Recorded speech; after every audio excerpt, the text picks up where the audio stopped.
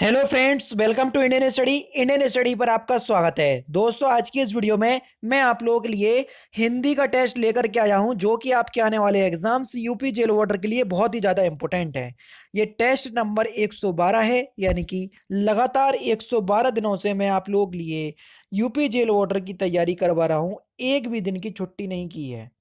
तो जब मैं अपने काम के प्रति इतना ईमानदार हूं, तो आप भी अपने काम के प्रति ईमानदार बन जाइए और इस भर्ती में अपना सिलेक्शन सुनिश्चित कीजिए। इस वीडियो की पीडीएफ डिस्क्रिप्शन में टेलीग्राम चैनल का लिंक दिया हुआ है, वहां से आप प्राप्त कर सकते हैं। दोस्तों, एक काम और छोटा सा आपके लिए कि अगर आपको वीडियो अच्छी लगे तो वीडियो को 500 लाइक तक जरूर पहुंचाना। आप लोग लाइक नहीं कर रहे, जैसे पता नहीं कि आपकी जेब से पैसा जा रहा हो लाइक लाइक करने का। तो लाइक करने के लिए आपको कोई भी पैसा नहीं देना पड़ता है, तो प्लीज दोस्तों लाइक जरूर कीजिए। तो पहला क्वेश्चन, किस वाक्य में सकर्मक क्रिया नहीं है?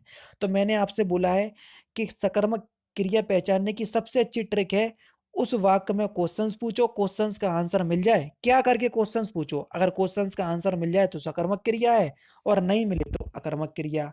सीता भोजन बना रही है, सीता क्या बना रही है? सीता भोजन बना रही है। तो आंसर आ गया। टैगोर ने गीतांजलि लिखी, टैगोर ने क्या लिखी? तो टैगोर ने गीतांजलि लिखी।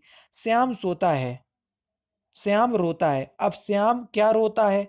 अब इसमें आंसर आ रहा, बताओ। श्याम रोता है, श्याम क्या रोता है?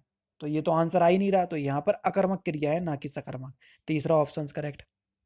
हिंदी के अतिरिक्त कौन सी भाषा देवनागरी लिपि में लिखी जाती है? बताया था मैंने, कौन सी भाषा है? नेपाली। नेपाल जो है वो नेपाल की राष्ट्रभाषा है, नेपाली। यह भाषा नेपाल की लगभग 50% लोगों की मातृभाषा भी है, और यह भाषा नेपाल के अतिरिक्त सिक्किम, पश्चिम बंगाल, उत्तर पूर्वी, यहाँ असम और मणिपुर भी ले लो, अरुणाचल प्रदेश, मेघालय भी ले लो, उत्तराखंड भी ले लो, यहाँ पर ये बोली जाती है। ठीक है ना। नेक्स्ट क्वेश्चन, वर्तनी की दृष्टि से सही शब्द बताइए। अट्टालिका आप किस प्रकार से लिखेंगे?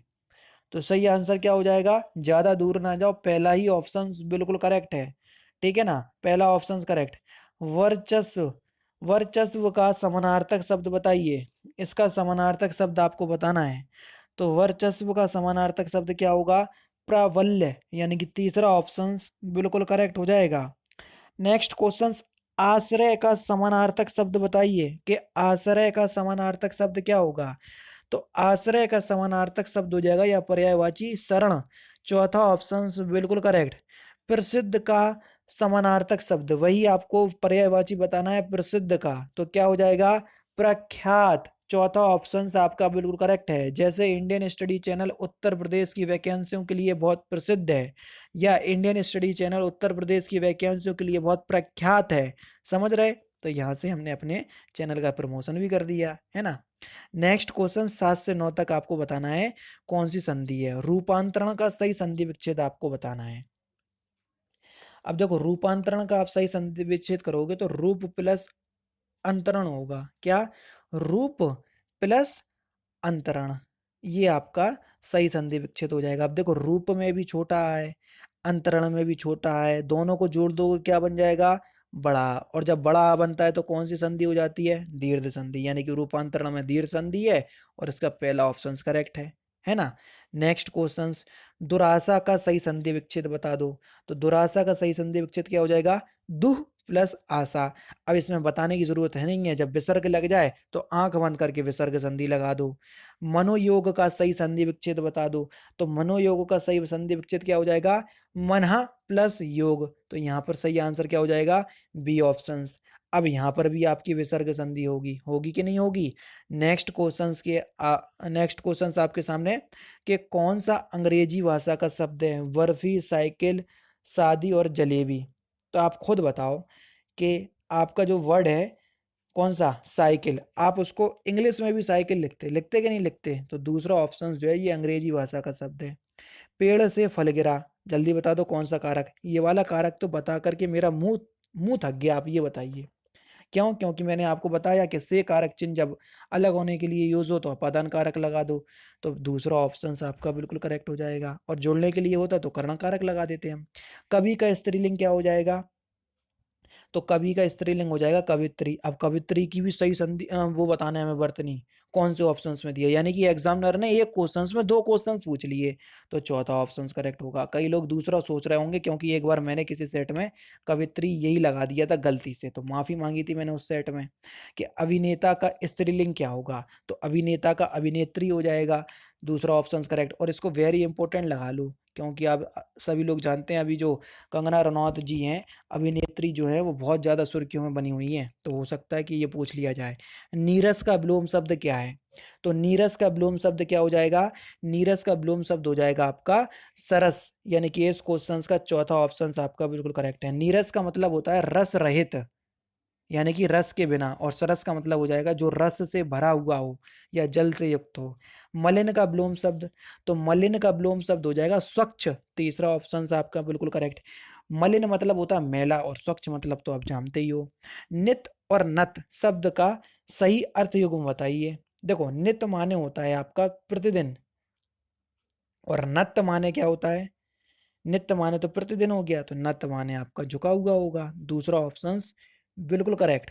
नेक्स्ट क्वेश्चन से आपका कि धाम शब्द के सही अनेकार्थी रूप दिए गए हैं, तो धाम के हमको अनेकार्थी बताना, और अनेकार्थी का मतलब मैंने आपको बताया जहां एक शब्द के अनेक अर्थ निकले हैं तो उनको कहते हैं अनेकार्थी शब्द। देखो धाम मतलब मकान भी होता, धाम मतलब आपका तीर्थ स्थान भी होता है, धाम मतलब गृह भी होता है, धाम मतलब भवन भी होता है, बसेरा भी होता है। तो यहाँ पर आपका कौन सा दूसरा ऑप्शन आपका बिल्कुल करेक्ट हो जाएगा, ठीक है ना। यानी कि जो धाम काम को क्या बताना है, धाम काम को अनेकार्थी शब्द बताना है, तो दूसरा ऑप्शन बिल्कुल करेक्ट हो जाएगा। नेक्स्ट क्वेश्चन से आपका कि तिरस्कार शब्द का उपसर्ग, उपसर्ग किसी भी शब्द के आगे लगाए जाते हैं तो तिरस्कार में कौन सा उपसर्ग हो जाएगा, तिरस्कार में हो जाएगा आपका त्रिस उपसर्ग, यानी कि इस क्वेश्चन का पहला ऑप्शन करेक्ट। क्षत्रिय शब्द में प्रयुक्त प्रत्यय, ये क्वेश्चन आपका यूपी पुलिस कांस्टेबल में पूछा जा चुका है, तो क्षत्रिय शब्द में प्रयुक्त प्रत्यय कौन सा हो जाएगा, ये प्रत्यय, यानी कि दूसरा ऑप्शन बिल्कुल करेक्ट। माता पिता में कौन सा समास है बता चुका आपको, ये आपका लागप चिन्ह या हाइफन का चिन्ह दिख जाए आंख बंद करके द्वंद्व समास लगा दो, दूसरा ऑप्शन आपका बिल्कुल करेक्ट। कृपया बैठ जाइए यह किस तरह का वाक्य है, तो कृपया बैठ जाइए आप एक आज्ञा दे रहे हैं, तो ये आज्ञावाचक वाक्य है, दूसरा ऑप्शन बिल्कुल करेक्ट है, ठीक है ना। नेक्स्ट क्वेश्चन से आपका कि वाक्यों का वर्गीकरण मुख्यतः कितने प्रकार से होता है, तो वाक्यों का वर्गीकरण मुख्यतः दो प्रकार से होता है, एक तो अर्थ के अनुसार और दूसरा रचना के अनुसार। बस हो गया आपका काम खत्म। निम्नलिखित में से कौन सा मिश्र वाक्य नहीं है, जल्दी बता दो कौन सा मिश्र वाक्य नहीं है, तो आपका सही आंसर हो जाएगा वह परिश्रमी ही नहीं वरन ईमानदार भी है, ये जो है वो मिश्र वाक्य नहीं है, यानी कि तीसरा ऑप्शन बिल्कुल करेक्ट। जब दो या दो से अधिक सरल वाक्य समुच्चयबोधक अव्यय के द्वारा जुड़े जाते हैं तो उसे संयुक्त वाक्य कहते हैं, तो यहाँ पर आपका संयुक्त वाक्य होगा। इस वाक्य में वह परिश्रमी नहीं एक उपवाक्य है, यानी कि ये एक सरल वाक्य हो गया, तथा वह ईमानदार भी है, ये दूसरा उपवाक्य है, ठीक है ना। जो कि वरन, ये जो वरन शब्द है इससे जुड़े हुए हैं तो ये समुच्चयबोधक अव्यय है, तो माध्यम से जुड़े जा रहे हैं तो ये सरल वाक्य कहलाएगा, ठीक है। ये एक उपवाक्य, ये एक उपवाक्य, और ये आपका समुच्चयबोधक अव्यय से जुड़ा हुआ है, तो ये एक संयुक्त वाक्य कहलाएगा, ना कि मिश्र वाक्य, ठीक है। नेक्स्ट क्वेश्चन आपके सामने 28 और 29 में एक क्वेश्चन को चार भागों में क्या कर दिया गया है, विभक्त कर दिया गया है, जिस भाग में गलती है वही भाग आपको बताना है। जब मैं कलकत्ते के अंदर, यहीं यहीं पर समझ में आ गया, जब मैं कलकत्ता के अंदर, कलकत्ते क्या होता है, ये दूसरा ही ऑप्शन गलत है। संबंधों की बुनियाद निजी अविश्वास पर निर्भर करती आई है, इसके किस भाग में गलती है, तो इसके दूसरे भाग में गलती है क्या, वाक्य में निजी अविश्वास के स्थान पर निजी विश्वास होगा, ठीक है ना। संबंधों की बुनियाद निजी विश्वास पर निर्भर करती, अविश्वास पे आप कोई निर्भर करोगे, अविश्वास पे तो कोई निर्भर होगा नहीं, है ना, विश्वास पे होगा। ऐसा रोग जिसका उपचार संभव ना हो तो उसको हम क्या कहते हैं, उसको हम बोलते हैं असाध्य, क्या बोलते हैं, असाध्य, चौथा ऑप्शन करेक्ट। ऐहिक का तात्पर्य क्या होता है, ऐहिक का तात्पर्य क्या होता है, तो इसका तात्पर्य होता है इस लोक से संबंध रखने वाला, यानी कि इस क्वेश्चन का दूसरा ऑप्शन बिल्कुल करेक्ट हो जाएगा। निम्नलिखित में से कौन सा भाववाच्य का उदाहरण है, जल्दी बताओ बच्चों कौन सा भाववाच्य का उदाहरण है। मुझसे गाया नहीं जाता ये भाववाच्य का उदाहरण है, दूसरा ऑप्शन आपका बिल्कुल करेक्ट है। भाववाच्य में क्रिया तथा भाव की प्रधानता होती है और भाववाच्य में केवल अकर्मक क्रिया का प्रयोग होता है। अगर आप नहीं पहचान पाओ भाववाच्य तो आप अकर्मक क्रिया मुझसे गाया नहीं जाता, मुझसे क्या गाया नहीं जाता, इसमें आंसर आ रहा नहीं आ रहा तो ये अकर्मक क्रिया है। और जब अकर्मक क्रिया होगी तो क्या होगा? भाववाच्य होगा। बताओ होगा कि नहीं होगा? नेक्स्ट क्वेश्चन से आपका कि जिसकी तुलना ना हो सके उसे हम क्या कहते हैं? तो जिसकी तुलना ना हो सके उसको हम बोलते हैं अतुलनीय, यानी कि तीसरा ऑप्शन बिल्कुल करेक्ट हो जाएगा। नेक्स्ट क्वेश्चन से आपका देखी सुदामा दीन दशा करुणा करी के करुणा निधि रोए में कौन सा अलंकार है? अब देखो रोए शब्द है, अब जब ये रोने होने की बात हो जाए तो आप कौन सा, और करुण भी है, और करुण रस का स्थायी भाव भी क्या होता है? शोक, तो यहीं से आपका करुण रस हो जाएगा। तीसरा ऑप्शन बिल्कुल करेक्ट।